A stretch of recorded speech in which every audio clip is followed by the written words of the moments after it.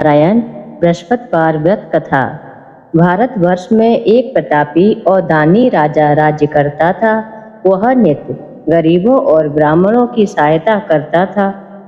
यह बात उसकी रानी को अच्छी नहीं लगती थी। वह ना गरीबों को दान देती, ना ही भगवान का पूजन करती थी और राजा को भी दान देने से मना किया करती थी। एक दिन राजा शिकार खेलने वन को गए हुए थे, तो रानी महल में अकेली थी। उसी समय बृहस्पति देव साधु वेश में राजा के महल में भिक्षा के लिए गए और भिक्षा मांगी। रानी ने भिक्षा देने से मना कर दिया और कहा, हे साधु महाराज, मैं तो इस दान पुण्य से तंग आ गई हूँ। मेरा पति सारा धन लुटाते रहते हैं। मेरी इच्छा है कि हमारा धन नष्ट हो जाए, फिर ना रहेगा बांस और ना बजेगी बांसुरी। साधु महाराज ने कहा, हे देवी, तुम तो बड़ी विचित्र हो। धन संतान तो सभी चाहते हैं। पुत्र और लक्ष्मी तो पापी के घर भी होनी चाहिए। यदि तुम्हारे पास अधिक धन है तो भूखों को भोजन दो, प्यासों के लिए प्याऊ बनवाओ, मुसाफिरों के लिए धर्मशालाएं खुलवाओ। जो निर्धन अपनी कुंवारी कन्याओं का विवाह नहीं कर सकते, उनका विवाह करवाओ। ऐसे और कई काम हैं जिनके करने से तुम्हारा यश लोक परलोक में फैलेगा। परंतु रानी पर उपदेश का कोई प्रभाव नहीं पड़ा। वह बोली, महाराज, आप मुझे कुछ न समझाएं। मैं ऐसा धन नहीं चाहती जो हर जगह बांटती फिरूं। साधु ने उत्तर दिया, यदि तुम्हारी ऐसी इच्छा है तो तथास्तु। तुम ऐसा करना कि बृहस्पतिवार को घर लीपकर पीली मिट्टी से अपना सिर धोकर स्नान करना, बत्ती चढ़ाकर कपड़े धोना। ऐसा करने से आपका सारा धन नष्ट हो जाएगा। इतना कहकर वह साधु महाराज वहां से अंतर्ध्यान हो गए। साधु के अनुसार कही बातों को पूरा करते हुए रानी को केवल 3 बृहस्पतिवार ही बीते थे कि उसकी समस्त धन संपत्ति नष्ट हो गई। भोजन के लिए राजा का परिवार तरसने लगा। तब एक दिन राजा ने रानी से बोला कि हे रानी, तुम यहीं रहो, मैं दूसरे देश को जाता हूँ, क्योंकि यहाँ पर सभी लोग मुझे जानते हैं, इसलिए कोई छोटा कार्य नहीं कर सकता। ऐसा कहकर राजा परदेश चला गया। वहाँ वह जंगल से लकड़ी काटकर लाता और शहर में बेचता। इस तरह वह अपना जीवन व्यतीत करने लगा।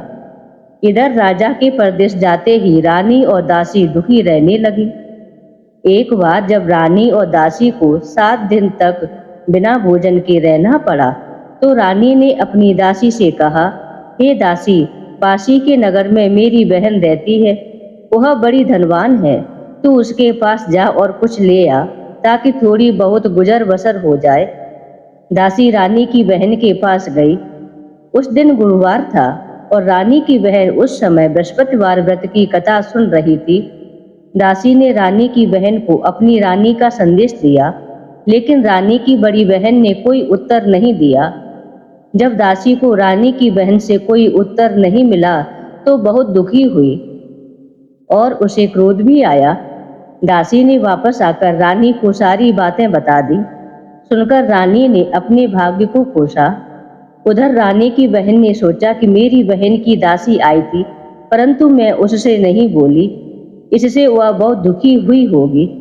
कथा सुनकर और पूजन समाप्त करके वह अपनी बहन के घर आई और कहने लगी, हे बहन, मैं बृहस्पतिवार का व्रत कर रही थी। तुम्हारी दासी मेरे घर आई थी, परंतु जब तक कथा होती है तब तक ना तो उठते हैं और ना ही बोलते हैं, इसलिए मैं नहीं बोली। कहो, दासी क्यों गई थी? रानी बोली, बहन, तुमसे क्या छिपाऊं, हमारे घर में खाने तक को अनाज नहीं था। ऐसा कहते कहते रानी की आंखें भर आईं। उसने दासी समेत पिछले 7 दिनों से भूखे रहने तक की बात अपनी बहन को विस्तार पूर्वक सुना दी। रानी की बहन बोली, देखो बहन, भगवान बृहस्पति देव सबकी मनोकामनाओं को पूर्ण करते हैं। देखो, शायद तुम्हारे घर में अनाज रखा हो। पहले तो रानी को विश्वास नहीं हुआ, पर बहन के आग्रह करने पर उसने अपनी दासी को अंदर भेजा, तो उसे सचमुच अनाज से भरा एक घड़ा मिल गया। यह देखकर दासी को बड़ी हैरानी हुई।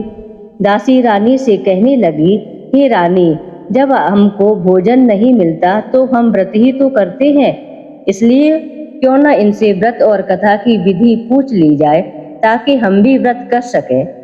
तब रानी ने अपनी बहन से बृहस्पतिवार व्रत के बारे में पूछा।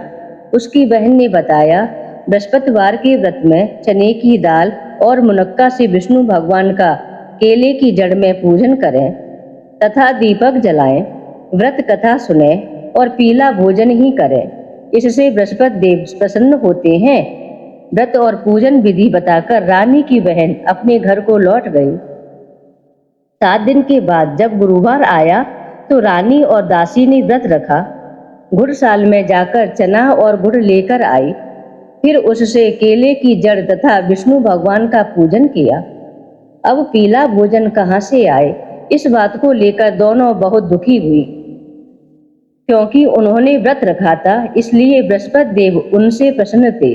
इसलिए वे एक साधारण व्यक्ति का रूप धारण कर 2 थालों में सुंदर पीला भोजन दासी को दे गए। भोजन पाकर दासी बहुत प्रसन्न हुई और फिर रानी के साथ मिलकर भोजन ग्रहण किया। उसके बाद वे सभी गुरुवार को व्रत और पूजन करने लगे। बृहस्पति भगवान की कृपा से उनके पास फिर से धन संपत्ति आ गई, परंतु रानी फिर से पहले की तरह आलस्य करने लगी। तब दासी बोली, देखो रानी, तुम पहले भी इस प्रकार आलस्य करती थी, तुम्हें धन रखने में कष्ट होता था, इस कारण सभी धन नष्ट हो गया, और अब जब भगवान बृहस्पति देव की कृपा से धन मिला है तो तुम्हें फिर से आलस्य होता है। रानी को समझाते हुए दासी कहती है कि बड़ी मुसीबतों के बाद हमने यह धन पाया है, इसलिए हमें दान पुण्य करना चाहिए, भूखे मनुष्यों को भोजन कराना चाहिए और धन को शुभ कार्यों में खर्च करना चाहिए, जिससे तुम्हारे कुल का यश बढ़ेगा, स्वर्ग की प्राप्ति होगी और पितृ प्रसन्न होंगे। दासी की बात मानकर रानी अपना धन शुभ कार्यों में खर्च करने लगी, जिससे पूरे नगर में उसका यश फैलने लगा। एक दिन राजा दुखी होकर जंगल में एक पेड़ के नीचे आसन जमाकर बैठ गया। वह अपनी दशा को याद करके व्याकुल होने लगा। बृहस्पतिवार का दिन था। एकाएक उसने देखा कि निर्जन वन में एक साधु प्रकट हुए हैं। वह साधु वेश में स्वयं बृहस्पति देव थे। लकड़हारे के सामने आकर बोले, हे लकड़हारे, ये सुनसान जंगल में तू चिंता मग्न क्यों बैठा है? लकड़हारे ने दोनों हाथ जोड़कर प्रणाम किया और उत्तर दिया, हे महात्मा जी, आप सब कुछ जानते हैं, मैं क्या कहूँ। यह कहकर वह रोने लगा और साधु को अपनी आत्मकथा सुनाई। महात्मा जी ने कहा, तुम्हारी स्त्री ने बृहस्पतिवार के दिन बृहस्पति देव का निरादर किया है, जिसके कारण रुष्ट होकर उन्होंने तुम्हारी यह दशा की है। अब तुम चिंता को दूर करके मेरे कहने पर चलो तो तुम्हारे सभी कष्ट दूर हो जाएंगे और भगवान पहले से भी अधिक संपत्ति देंगे। तुम बृहस्पति के दिन कथा किया करो, 2 पैसे के चने मुनक्का लाकर उसका प्रसाद बनाओ और शुद्ध जल से लोटे में शक्कर मिलाकर अमृत तैयार करो। कथा के बाद अपने सारे परिवार और सुनने वाले प्रेमियों में अमृत व प्रसाद बांटकर आप भी ग्रहण करो। ऐसा करने से भगवान तुम्हारी सभी मनोकामनाएं पूरी करेंगे। साधु के ऐसे वचन सुनकर लकड़हारा बोला, हे प्रभु, मुझे लकड़ी बेचकर इतना पैसा नहीं मिलता जिससे भोजन के बाद कुछ बचा सकूं। मैंने रात्रि में अपनी स्त्री को व्याकुल देखा है, मेरे पास कुछ भी नहीं जिससे मैं उसकी खबर मंगा सकूं। साधु ने कहा, हे लकड़हारे, तुम किसी बात की चिंता मत करो। बृहस्पतिवार के दिन तुम रोजाना की तरह लकड़ियां लेकर शहर को जाओ। तुमको रोज से दुगना धन प्राप्त होगा, जिससे तुम भली भांति भोजन कर लोगे तथा बृहस्पति देव की पूजा का सामान भी आ जाएगा। इतना कहकर साधु अंतर्ध्यान हो गए। धीरे धीरे समय व्यतीत होने पर फिर वही बृहस्पतिवार का दिन आया। लकड़हारा जंगल से लकड़ी काटकर किसी शहर में बेचने गया। उसे उस दिन और दिन से अधिक पैसा मिला। राजा ने चना गुड़ आदि लाकर गुरुवार का व्रत किया। उस दिन से उसके सभी क्लेश दूर हो गए। परंतु जब दूसरा गुरुवार का दिन आया तो बृहस्पतिवार का व्रत करना भूल गया। इस कारण बृहस्पति देव नाराज हो गए।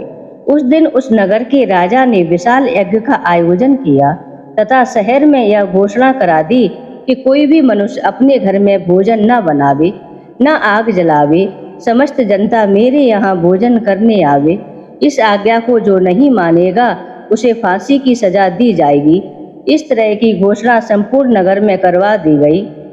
राजा की आज्ञा अनुसार शहर के सभी लोग भोजन करने गए, लेकिन लकड़हारा कुछ देर से पहुंचा, इसलिए राजा उसको अपने साथ घर ले गया और घर ले जाकर भोजन करा रहे थे तो रानी की दृष्टि उसी कुटी पर पड़ी जिस पर उसका हार लटका हुआ था।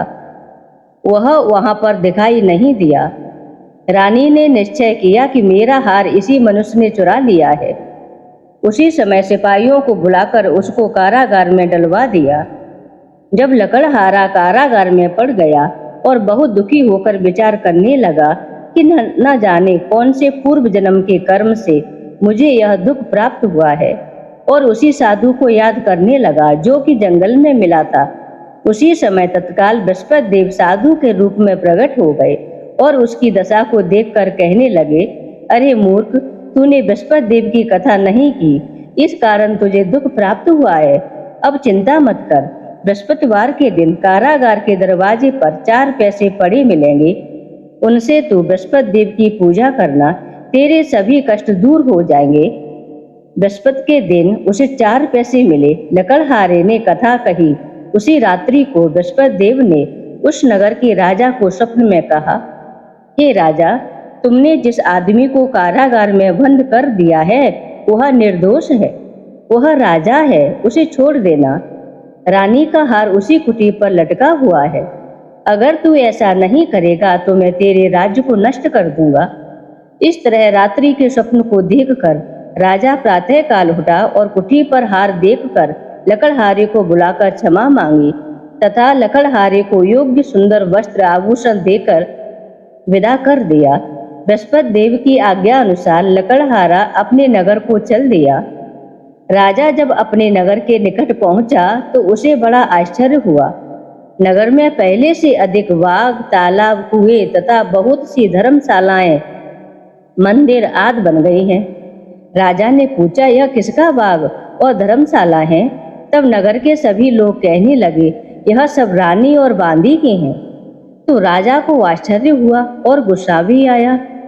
तब रानी ने यह खबर सुनी कि राजा आ रहे हैं, तो उन्होंने बांदी से कहा कि हे दासी, देख राजा हमको कितनी बुरी हालत में छोड़ गए थे। हमारी ऐसी हालत देखकर वह लौट ना जाए, इसलिए तू दरवाजे पर खड़ी हो जा। आज्ञा अनुसार दासी दरवाजे पर खड़ी हो गई। राजा आए तो उन्हें अपने साथ लिवा लाई। तब राजा ने क्रोध करके अपनी रानी से पूछा कि यह धन तुम्हें कैसे प्राप्त हुआ? तब उन्होंने कहा, हमें यह सब धन बृहस्पति देव की इस व्रत के प्रभाव से प्राप्त हुआ है। राजा ने निश्चय किया कि 7 रोज बाद तो सभी बृहस्पति देव का पूजन करते हैं, परंतु मैं प्रतिदिन दिन में 3 बार कहानी तथा रोज व्रत किया करूंगा। अब हर समय राजा के दुपट्टे में चने की दाल बंधी रहती तथा दिन में 3 बार कहानी कहता। एक रोज राजा ने विचार किया कि चलो अपनी बहन के यहाँ हो आवे। इस तरह निश्चय कर राजा घोड़े पर सवार हो अपनी बहन के यहाँ को चलने लगा। मार्ग में उसने देखा कि कुछ आदमी एक मुर्दे को लिए जा रहे हैं। उन्हें रोककर राजा ने कहा, अरे भैया, मेरे बृहस्पति देव की कथा सुन लो। वे बोले, लो, हमारा तो आदमी मर गया है, इसको अपनी कथा की पड़ी है। परंतु कुछ आदमी बोले, अच्छा कहो, हम तुम्हारी कथा भी सुनेंगे। राजा ने दाल निकाली और जब कथा आदि हुई कि मुर्दा हिलने लगा, और जब कथा समाप्त हो गई तो राम राम करके मनुष्य उठकर खड़ा हो गया। आगे मार्ग में उसे एक किसान खेत में हल चलाता हुआ मिला। राजा ने उसे देखकर और उससे बोला, अरे भैया, तुम मेरे बृहस्पतिवार की कथा सुन लो। किसान बोला, जब तक मैं तेरी कथा सुनूंगा तब तक मैं 4 हरैया जोत लूंगा। जा अपनी कथा किसी और को सुनाना। इस तरह राजा आगे चलने लगा। राजा के अटते ही बैल पछाड़ खाकर गिर पड़े तथा किसान के पेट में बड़ी जोर का दर्द होने लगा। उस समय उसकी माँ रोटी लेकर आई थी। उसने जब यह देखा तो अपने पुत्र से सब हाल पूछा और बेटे ने सभी हाल कह दिया। तो बुढ़िया दौड़ी दौड़ी उस गुड़सवाल के पास गई और उससे बोली कि मैं तेरी कथा सुनूंगी, तू अपनी कथा मेरे खेत पर चलकर कहना। राजा ने बुढ़िया की खेत पर जाकर कथा कही, जिसके सुनते ही वह बैल उठ खड़े हुए तथा किसान के पेट का दर्द भी बंद हो गया। राजा अपनी बहन के घर पहुंच गया। बहन ने भाई की खूब मेहमानी की। दूसरे रोज प्रातः काल राजा जगा तो वह देखने लगा कि सब लोग भोजन कर रहे हैं। राजा ने अपनी बहन से कहा, ऐसा कोई मनुष्य है जिसने भोजन नहीं किया हो? मेरी बृहस्पतिवार की कथा सुन ले।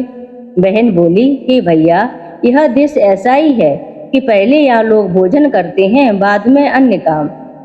अगर कोई पड़ोस में हो तो देख आऊं। वह ऐसा कहकर देखने चली गई, परंतु उसे कोई ऐसा व्यक्ति नहीं मिला जिसने भोजन नहीं किया हो। अतः वह एक कुम्हार के घर गई, जिसका लड़का बीमार था। उसे मालूम हुआ कि उनके यहाँ 3 रोज से किसी ने भोजन नहीं किया। रानी ने अपने भाई की कथा सुनने के लिए कुम्हार से कहा तो वह तैयार हो गया। राजा ने जाकर बृहस्पतिवार की कथा कही, जिसको सुनकर उसका लड़का ठीक हो गया। अब तो राजा की प्रशंसा होने लगी। एक रोज राजा ने अपनी बहन से कहा कि हे बहन, हम अपने घर को जाएंगे, तुम भी तैयार हो जाओ। राजा की बहन ने अपनी सास से कहा। सास ने कहा, हाँ चली जा, परंतु अपने बच्चों को मत ले जाना, क्योंकि तेरे भाई के कोई औलाद नहीं है। बहन ने अपने भैया से कहा, हे भैया, मैं तो चलूंगी, पर कोई बालक नहीं जाएगा। राजा बोला, जब कोई बालक नहीं चलेगा तब तुम ही क्या करोगी? बड़े दुखी मन से राजा अपने नगर को लौट आया। राजा ने अपनी रानी से कहा, हम निर्वंशी हैं, हमारा मुंह देखने का धर्म नहीं है, और कुछ भोजन आदि नहीं किया। रानी बोली, हे प्रभु, बृहस्पति देव ने हमें सब कुछ दिया है, वह हमें औलाद अवश्य देंगे। उसी रात को बृहस्पति देव ने राजा से स्वप्न में कहा, हे राजा, उठ, सभी सोच त्याग दे, तेरी रानी गर्भ से है। राजा को यह बात सुनकर बड़ी खुशी हुई। 9वें महीने में उसके गर्भ से एक सुंदर पुत्र पैदा हुआ। तब राजा बोला, हे रानी, स्त्री बिना भोजन के रह सकती है, पर बिना कहे नहीं रह सकती। जब मेरी बहन आवे तुम उससे कुछ नहीं कहना। रानी ने सुनकर हाँ कर दिया। जब राजा की बहन ने यह शुभ समाचार सुना तो वह बहुत खुश हुई तथा बधाई लेकर अपने भाई के यहाँ आई। तभी रानी ने कहा, घोड़ा चढ़कर तो नहीं आई, गधा चढ़ी आई। राजा की बहन बोली, भाभी, मैं इस प्रकार नहीं कहती तो तुम्हें औलाद कैसे मिलती? बृहस्पति देव ऐसे ही हैं, जैसे जिसके मन में कामना है सभी को पूर्ण करते हैं। जो सद्भावना पूर्वक बृहस्पतिवार का व्रत करता है एवं कथा पढ़ता है अथवा सुनता है, दूसरों को सुनाता है, बृहस्पति देव उसकी सभी मनोकामनाएं पूर्ण करते हैं। बोलिए बृहस्पति देव भगवान की जय। श्री हरि नारायण की जय।